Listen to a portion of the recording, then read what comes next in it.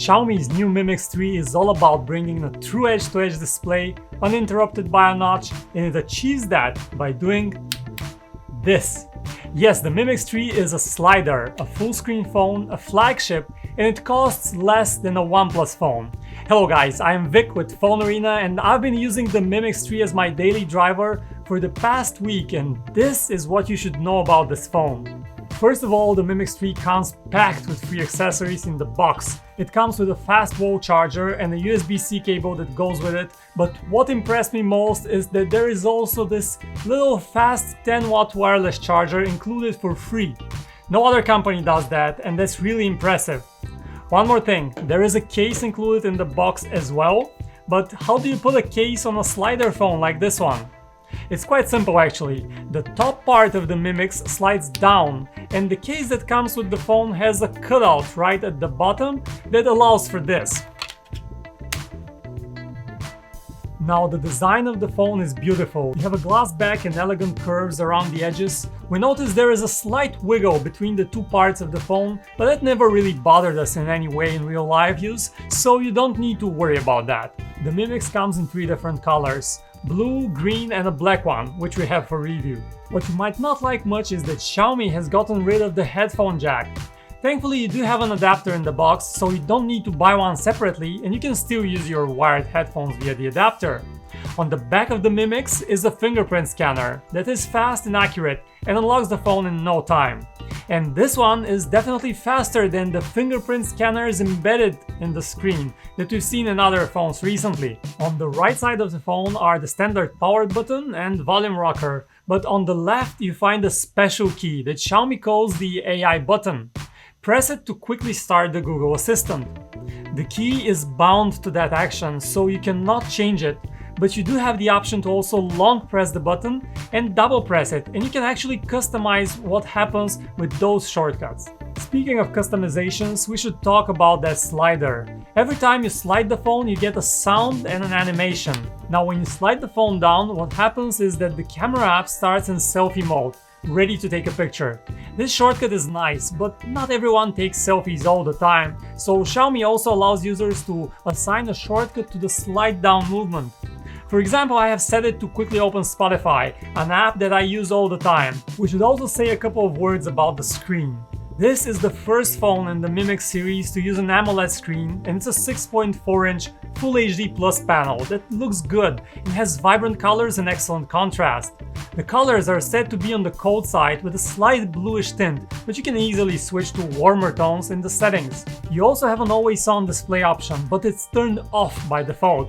You can turn it on, but keep in mind that it drains extra battery, and the Mi Mix does not have the biggest battery around. Now there is one thing that sets this phone apart from the rest in actual use, and that is MIUI. Xiaomi's custom Android interface. You get the latest MIUI version 10 running on top of the latest Android 9 Pie here, so all good news with the latest versions. MIUI also has a distinct styling with flat icons, and it looks clean and straightforward, but what we love most about it is the gesture navigation. Make sure to try the gestures out because they are not enabled by default. Swipe up from the bottom to go back to the home screen, swipe and pause to reveal the recent cards, and these cards are displayed in 2 columns, which is an ingenious solution, so it's very easy to multitask with many apps. We also love that the back gesture is a swipe from either side and not just one. MIUI also has a few tricks up its sleeve that you don't find on many other interfaces. Now, for instance, you have the option to record all of your calls without the need for any third-party apps, which is neat. Under the hood, the phone runs on the Snapdragon 845 chip, the same one that you find on pretty much all other Android top dogs. So the Mi Mix is certainly fast, but how fast exactly?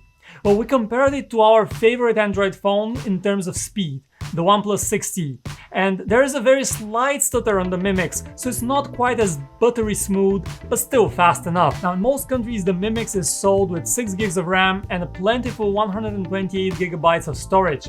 Keep in mind that there is no microSD card slot support, but 128 gigs should be plenty for most users.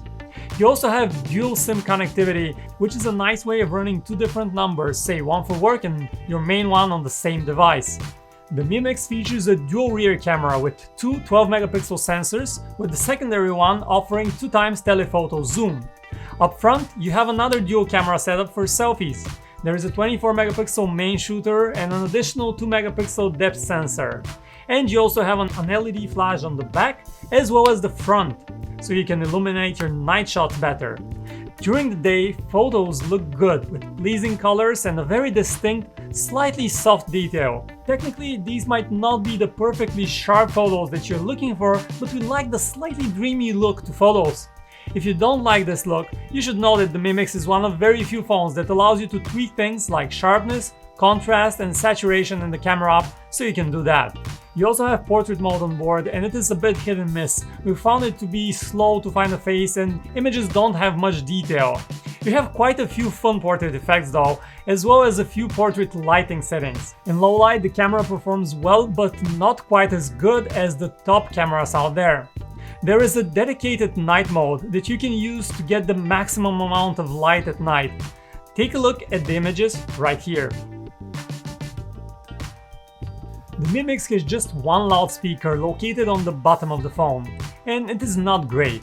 Sound through the speaker is just not very loud and the quality is shallow and a bit squeaky.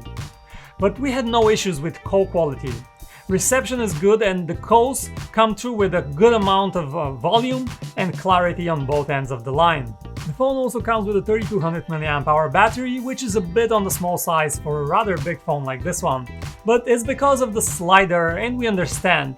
But we were curious, can such a relatively small battery provide enough juice to power the phone through even longer days? Well, in real life use, the answer is yes. The phone got us through a full day with average use, so you're not limited in any significant way. Of course, if you really use your phone non-stop for gaming or 4K video and you push it to its limits, you could drain the battery even before the end of the day. On our battery test, the Mi Mix scores around 8 hours, which is around the average for a flagship these days, not better and not worse. The handset also supports 18-watt fast charging via USB-C and 10-watt wireless charging. Last but not least, we have to talk price. The Mi Mix is actually even more affordable than the latest OnePlus phones at the price of less than $500.